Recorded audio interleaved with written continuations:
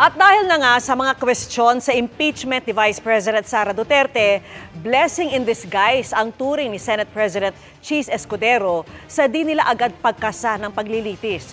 Pati pagbibigay ng kopya ng Articles of Impeachment sa bise, hindi agad ikinasa para hindi umano sila ma-technical. Nakatutok si Mav Gonzalez. Sa gitna ng magkakaibang petisyon sa Korte Suprema para himukin ang Senado na simulan agad o pigilan ang impeachment trial ni Vice President Sara Duterte, sabi ni Senate President Cheese Escudero, providential na hindi kami natuloy sa trial dahil nag-recess kami para lahat ng mga bagay na ito ay maidulog na sa Korte Suprema para wala nang pipigil o aantala pa sa trial ng Senado na mga ganitong uri ng teknikalidad. Respondent ang Senado sa hiling ng bise na pigilan ng impeachment trial.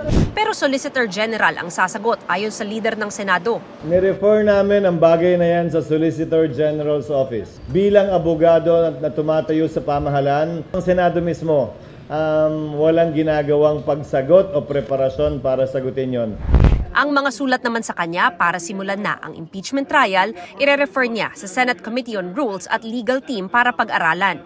Kung siya ang tatanungin, sang-ayon sa Escudero sa opinyon ng ilang abogado na bigyan na ng kopya ng Articles of Impeachment ang bise. Pero pangamba niya, baka ma-technical sila kaya aayusin muna ang rules para rito.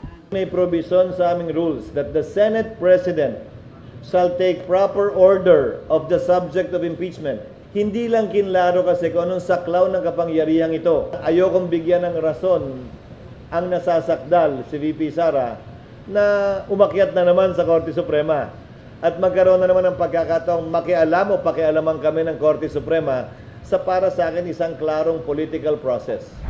Sa ngayon, Korte Suprema lang daw ang makakapag-compel sa Senado na simulan ang impeachment trial.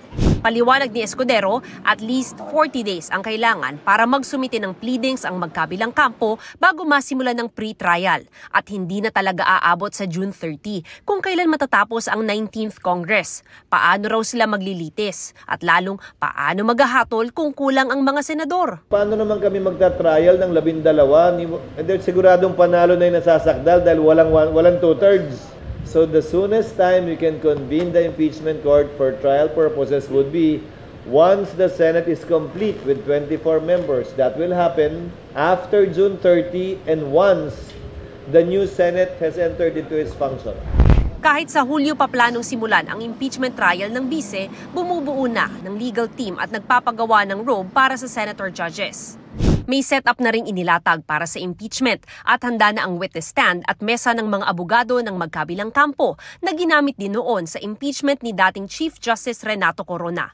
Tansya ng Senado, wala pang 1 milyong piso ang gagastusin sa impeachment trial. Bukod dito ang lawyer's fees dahil kukuha ng mga pribadong abogado ang Senado para tumulong sa proseso. Para sa GMA Integrated News, Mav Gonzalez, nakatutok, 24 oras.